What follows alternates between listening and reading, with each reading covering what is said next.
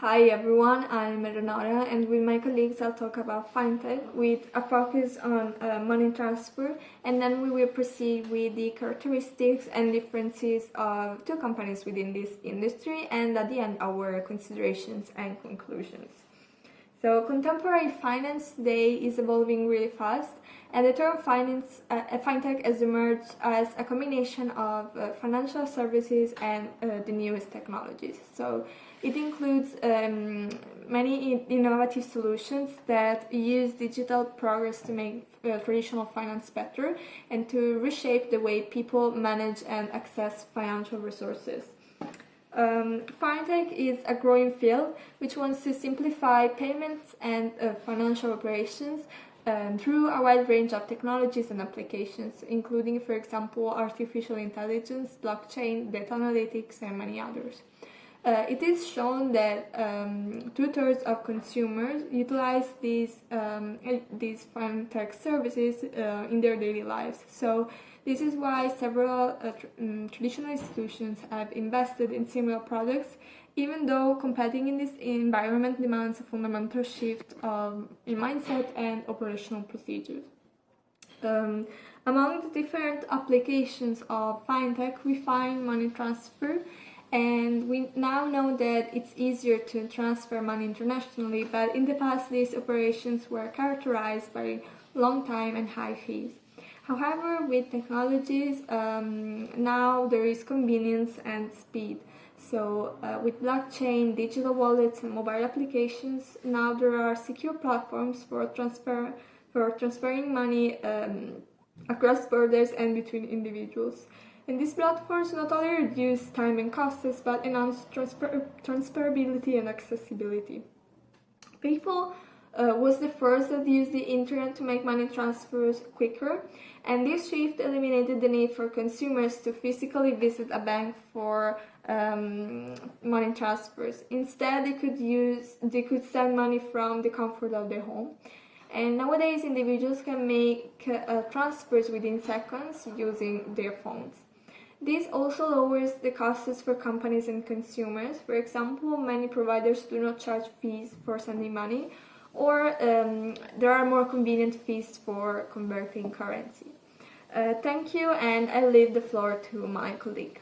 Today we are going to analyze the differences between two companies. The first one is a fintech company, that is the transferwise, and the second one is a non-fintech company, and it's the Western Union.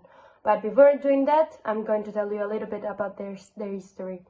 The first one, the transferwise, is a company that provides online money transfer services, and their story began in 2011 when two employees of Skype had an idea, because since they started transferring the money from Estonia to London, they incurred high fees and unfavorable exchange rate.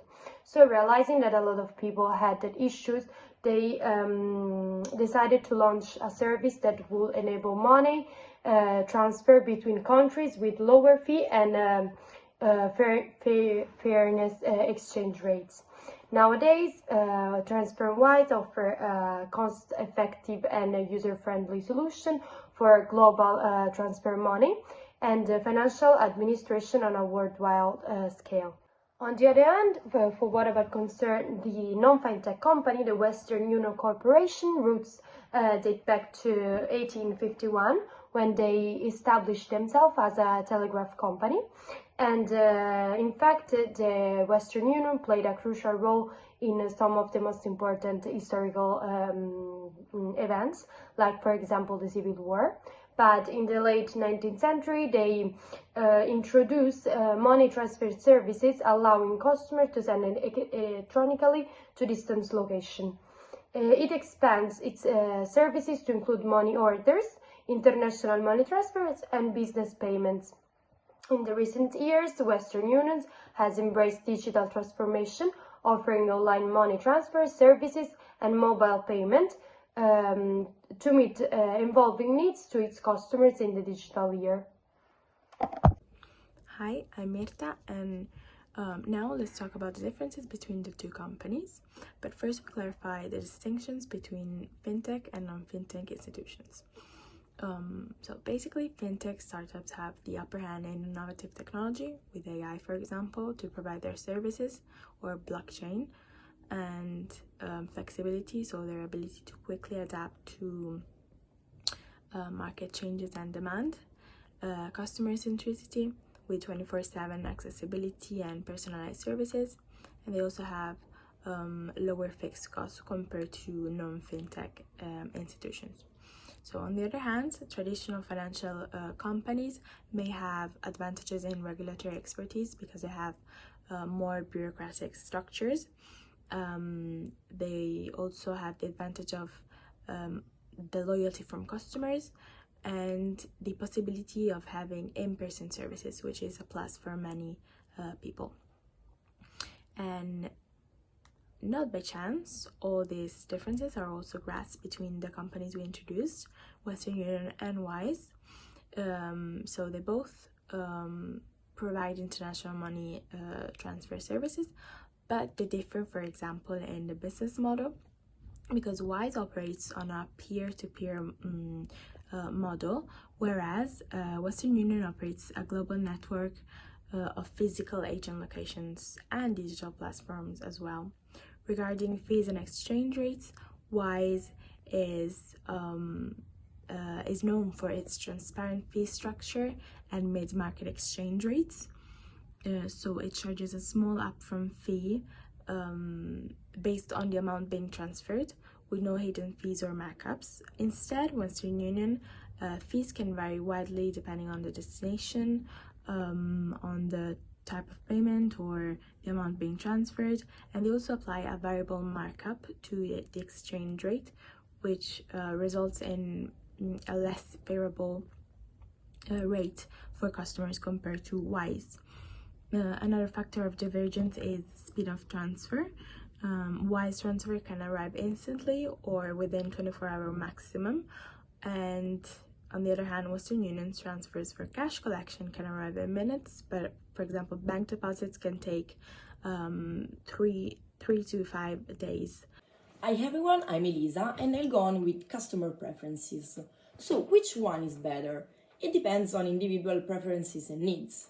Regarding cost effectiveness, Wise offers lower fees and exchange rates, so they are more attractive for cost-conscious consumers. Regarding convenience and accessibility, Western Union's extensive global network of physical location is more attractive for people who prefer in-person transactions and need the cash pickup options. And finally, regarding user experience, Wise excels in digital consumer experience for its transparent process. However, Western Union's flexibility in service options attract a broader range of consumers. Our consideration about the future of money transfers are that fintech companies are disrupting traditional financial services by offering innovative and consumer-centric solutions, like, for example, digital platforms. And changes in regulation can impact their operation and competitiveness. In conclusion, the future of money transfers is likely to be shaped by the evolution of fintech and digital banking, leading to greater innovation and customer empowerment in the industry. The competition between fintech disruptors and traditional companies highlights the dynamic nature of the financial industry, driven by evolving consumer preferences and technological advancements. So, thank you for your attention.